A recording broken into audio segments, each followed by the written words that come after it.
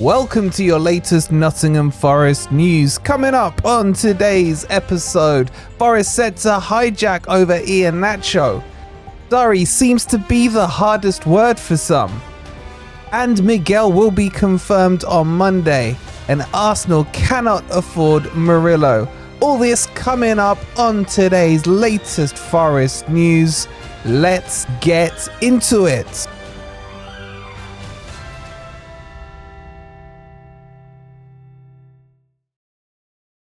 Good morning, good evening, or good night. Hope you guys are doing well, and welcome to your latest Forest news, the kind of transfer update today. But as always, you haven't, hit that like button if you would be so kind.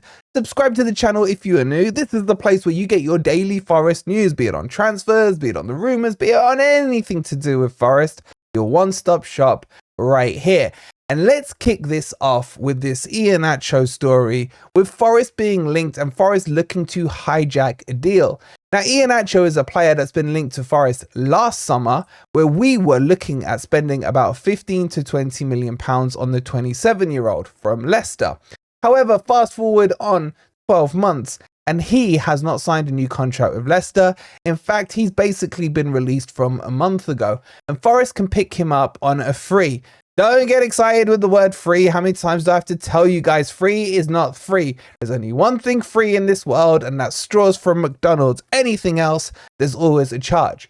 And this charge, of course, would be agents' fees, salary, signing on bonuses, etc. But is he good enough for the Premier League?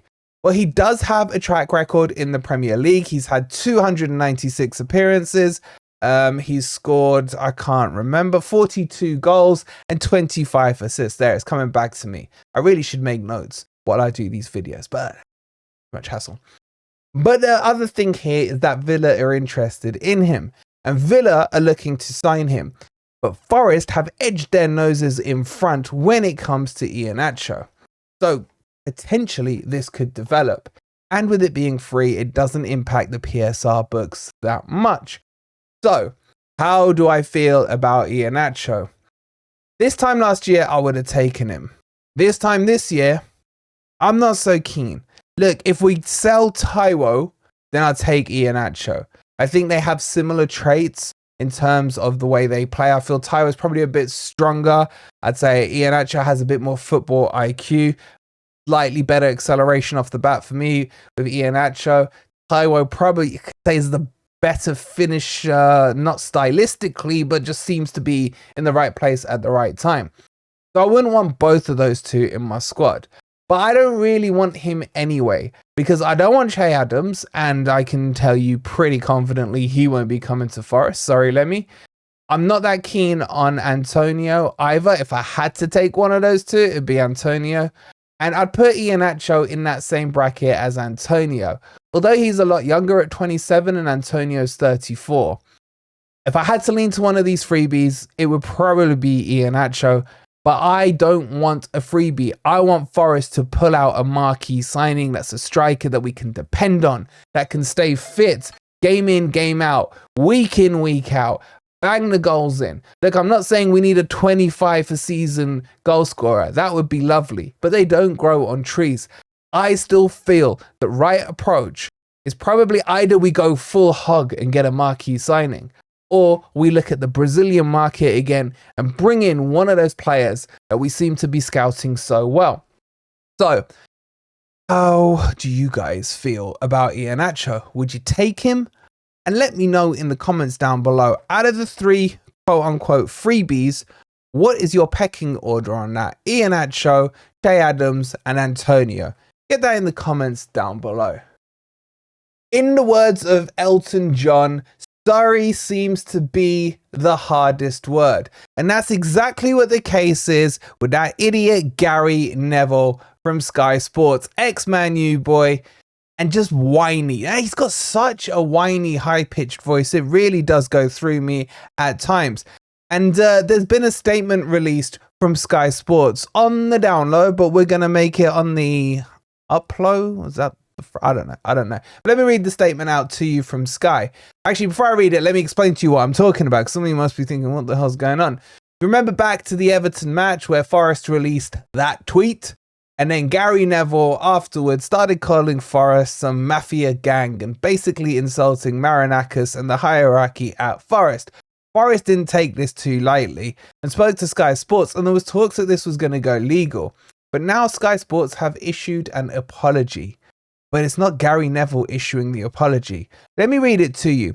In response to a Nottingham Forest statement outlining their grievances with the PGLOL following the match with Everton on the 21st of April, Gary Neville, commenting on Super Sunday, strongly criticised Nottingham Forest's approach. Sky Sports have discussed with Gary the language used and its potential to cause offence. Gary has agreed not to use the same or similar terms in future coverage.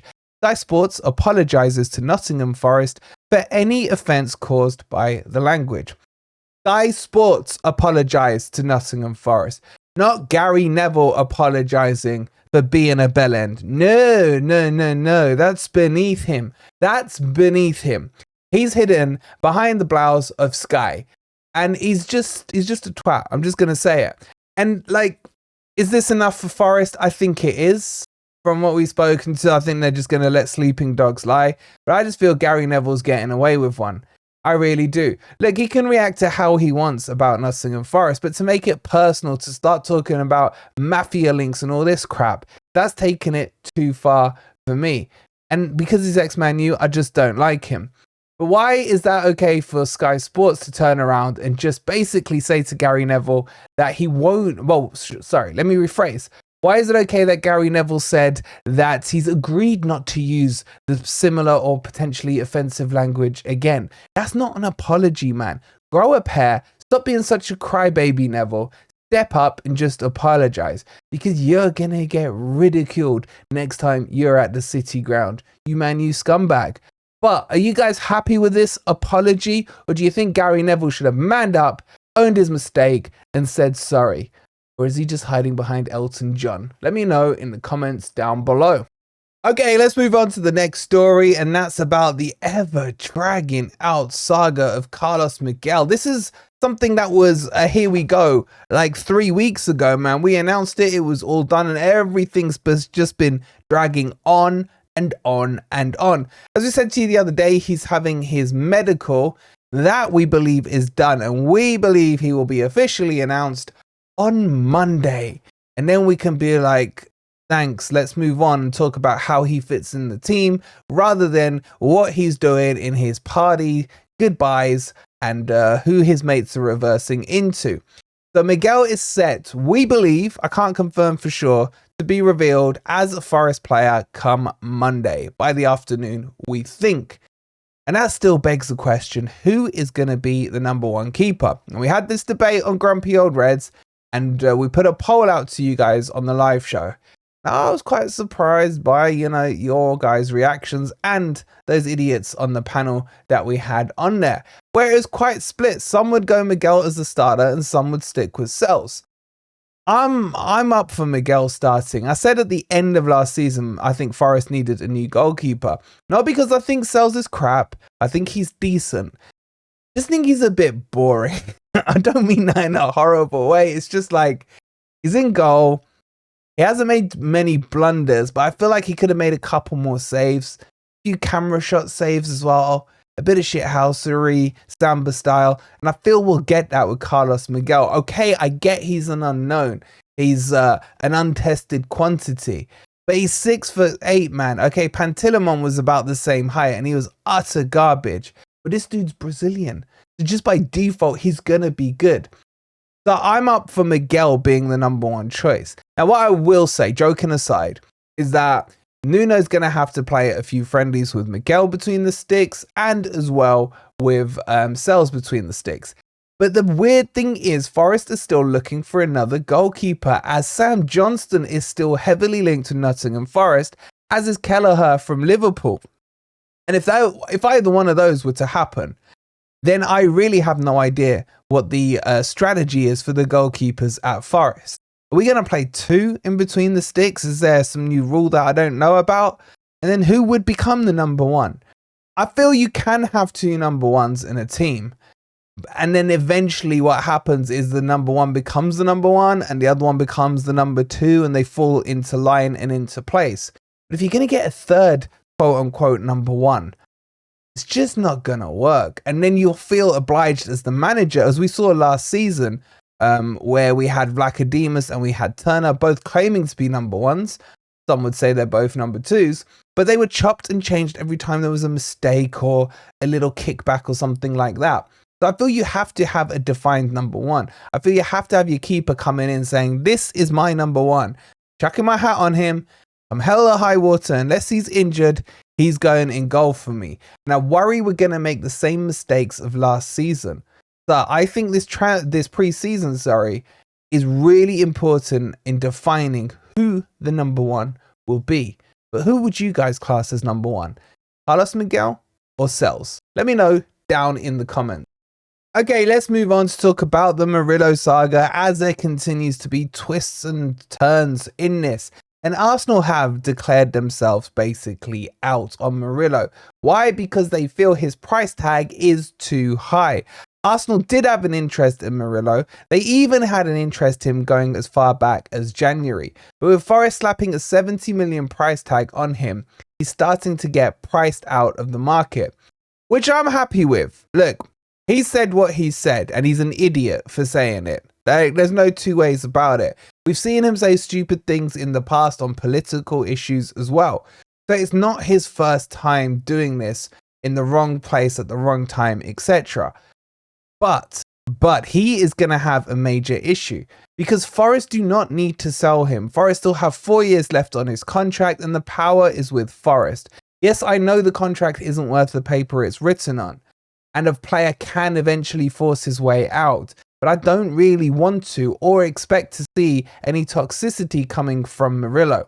But what I'm saying about his problem is that how many idiots are there in the transfer market? You got the likes of Chelsea, Man U, teams like that who will probably pay it over the odds and drag it out to the last day of the transfer window and then pay it. And that potentially could be his two outlets if Forest are going to hold firm on the 70 million.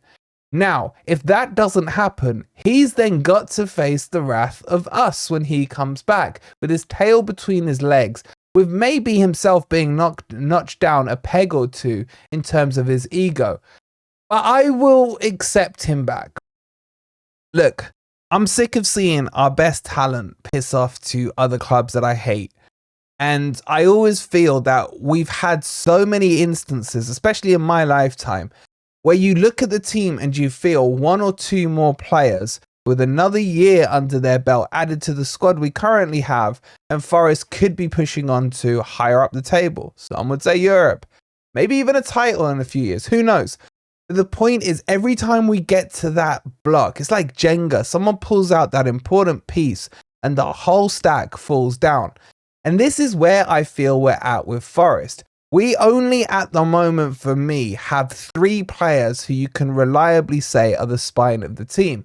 And that's Millo, Morgan Gibbs-White and Callum Hudson-Odoi. All the other positions, technically, although we have decent players in there, are not life-threatening. They're not Jenga-threatening, should I say. So if you were to pull out this Millo piece, or the Morgan Gibbs-White, or the Chow piece, I just feel the Jenga tower falls down. And for once in my lifetime, I would like to see Forest build that Jenga tower high and not see it crumble down. And I think if we can do that, if we can hold on to these 3, Nuno now needs to do what he's paid to do, and that's to bring Millo on side. I get Millo has ambitions. I get he thinks he's as good as he is, because he is good. Let's not underline that fact. But Nuno now has to give him a little slap around the back of their head and say, you're contracted to us. Maybe you'll end up at Real Madrid in a year or two's time. But you're only going to get there if you keep performing on the pitch and if you keep these fans on side. But let's be honest, if Millo goes and scores an 80-yard goal to win it in the 89th minute against Bournemouth, is anyone going to remember his interviews in Brazil? I don't think so. So I get the ones that want him out and really wants him out now. He's like, you're done, mate. But I promise you, if he scores that goal I'm dreaming of, then Ant will be back on side because Ant's a flip-flopper. So I just want us to build this team. I just see the potential in this team. And we are so close. We are like 3 or 4 players off from having a solid spine. And then we can add the little sprinklings on top. Does that make sense? I don't know. Let me know in the comments down below what you think on Murillo. And that, ladies and gents, brings you up to date with your latest Forest news. As always, if you've forgotten, not a problem. You can do it now. Hit that like button. Subscribe to Forest Fan TV if you are new. Check out CCL for any computer parts you need or monitors or anything to do with gaming. The link is in the comments and it's pinned. And you can scan the QR code. See you on the next video. Come on, you Reds.